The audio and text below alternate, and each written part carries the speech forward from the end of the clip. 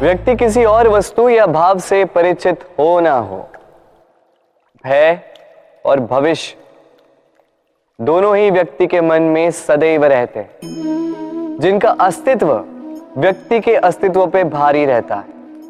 विचित्र है ना? वह वो है जिसे आप नहीं जानते, जो अनजान है, और इसी कारण आपको भय लगता है कि ना जाने क्या होगा। भविष्य वो है जो अब तक घटा ही नहीं, तो जो घटा ही नहीं उसके विषय में चिंता क्यों? आपके हाथ में है वर्तमान। वर्तमान के कर्म सत्य मन से कीजिए और सोचिए ये कि अपने कर्मों को और कितनी श्रेष्ठता से किया जा सकता है। इसलिए आप विश्वास कीजिए, यदि वर्तमान के कर्मों को आप सत्य मन से करोगे तो भय स्वयं ही निकल जाएगा और भविष्य का फल अवश्य ही मीठा होगा। इसलिए भय और भविष्य से डरना छोड़ दीजिए, इस वर्तमान को जी।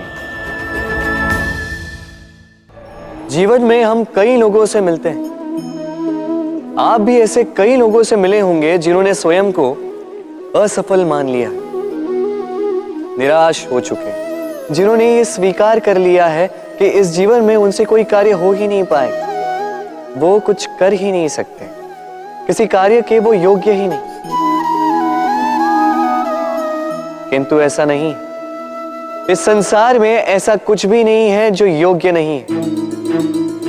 कोई ऐसा अक्षर नहीं है जो किसी मंत्र का भाग ना, कोई ऐसी जड़ी बूटी नहीं है जो औषधि ना, कोई ऐसा विष नहीं है जो समय आने पर अमृत ना बन जाए। और इसी प्रकार कोई व्यक्ति अयोग्य नहीं होता, उसे अयोग्य बनाती है उसकी सोच। इसलिए स्वयं को जानो, जान जाओगे कि आप क्या। अपने अंतर मन को जगाएं। आप देखेंगे कि जिस संसार की नींव ही बनी है आशा से, उस संसार में निराशा, हताशा और हार जैसा कोई भाव अस्तित्व ही नहीं रखता। इतना सुंदर पुस्तक है, सुंदर आवरण है,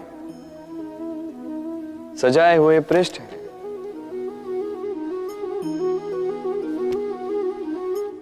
किंतु क्या ये सत्य में अद्भुत पुस्तक कहलाने की पात्र है?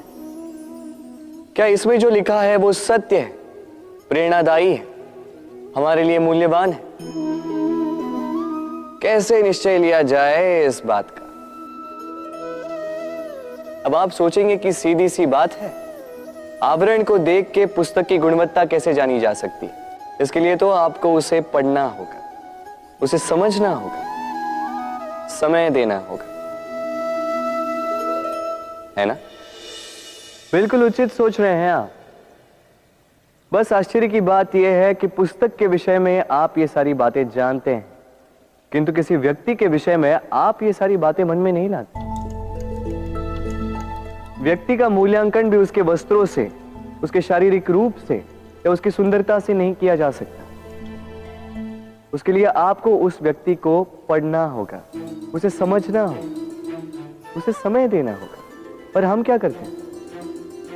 पहनावे, रंग, सुंदरता को देखकर आकर्षित हो जाते हैं, उसे प्रेम समझ बैठते हैं और आए दिन कोई ना कोई ये कहते सुनाई देता है कि उसकी प्रेम कहानी सफल नहीं हो पाई, उसे छल मिला।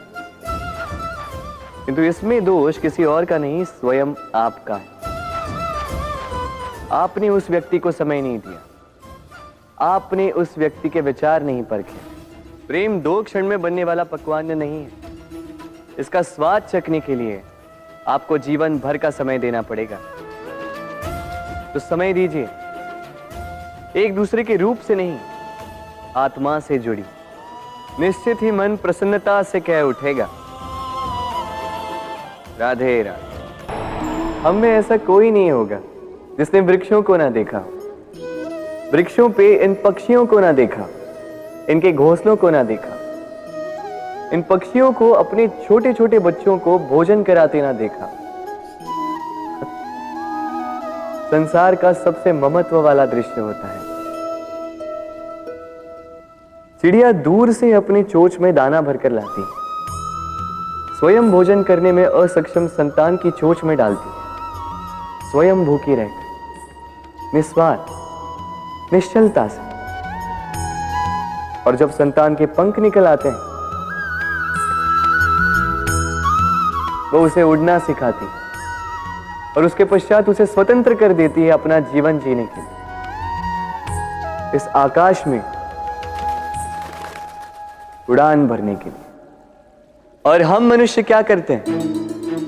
जिस संतान को हम पंछी की भांति पालते हैं, उसके पंख निकलते ही हम उसे बांध देते हैं, ये सोच के कि कहीं वो दूर उड़कर न चली जाए। ऐसा नहीं कि इस स्थिति में माता पिता को संतान से प्रेम नहीं है, अवश्य है, किंतु इसमें प्रेम पर मोह भारी पड़ जाता है, जो स्वयं अपने और संतान के भविष्य के बीच में बाधा बन जाता है। हम ये भूल जाते हैं कि हम केवल जन्मदाता है, भाग्य विधाता नहीं। तो जब प्रेम में मोह आ जाए तो वो प्रेम नहीं, स्वार्थ बन जाता है। इसलिए प्रेम को पास रखिए और मोह को दूर, क्योंकि जिससे प्रेम करते हैं उसका विकास नहीं रोका करते। प्रेम संसार का सबसे पवित्र बंधन है, पर सच पूछो तो ये बंधन से मुक्ति है, स्वतंत्रता है।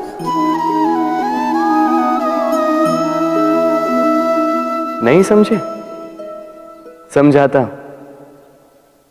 यदि कोई आपका प्रेम ठुकरा दे, यदि कोई आपका प्रेम समझ ही ना पाए, तो क्या होगा? कुछ उदास हो जाएंगे, कुछ छल करके प्रेम पाना चाहेंगे, तो कुछ बलपूर्वक प्रेम पर अधिकार करना चाहेंगे। किंतु यह आवश्यक नहीं कि जिससे आप प्रेम करते हो उसे भी आपसे प्रेम, क्योंकि प्रेम कोई वस्तु नहीं है, न राज्य है, न धन जिसे आप बल से अपने वश में कर सको। प्रेम वो शक्ति है जो आपके लिए हर बंधन तोड़ सकती है, किंतु स्वयं किसी बंधन में नहीं फंसती। तो जिससे भी आप प्रेम करते हो उसे स्वतंत्र छोड़ दीजिए, क्योंकि स्वतंत्रता ही वो भाव है जो जीव को सबसे अधिक प्रिय है। प्रेम सच्चा होगा तो उसे अवश्य समझ में आए। तब तक के लिए निस्वार्थ भाव से प्रेम कीजिए, स्वार्थ हट जाएगा तो प्रेम आ ही जाएगा और मन प्रसन्न होकर बोलेगा, राधे राधे।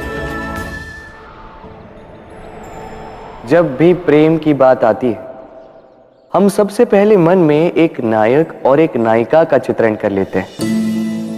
क्यों? आपके साथ भी यही होता है ना? पर क्या प्रेम केवल नायक नायिका के आकर्षण का बंधन है? नहीं, प्रेम तो परिवार से हो सकता है, माता पिता भाई बहन से हो सकता है, सखा मित्रों से हो सकता है, देश और जन्मभूमि के लिए हो सकता है, मानवता के लिए हो सकता है, किसी कला के लिए हो सकता है, इस प्रकृति के लिए हो सकता है। पर प्रेम कभी उस पन्ने पर लिखा ही नहीं जा सकता जिस पर पहले ही बहुत कुछ लिखा हो। जैसे एक भरी मटकी में और पानी आ ही नहीं सकता। तो यदि प्रेम को पाना है तो मन को खाली करना होगा, अपनी इच्छाएं, अपना सुख सब त्याग कर समर्पण करना होगा।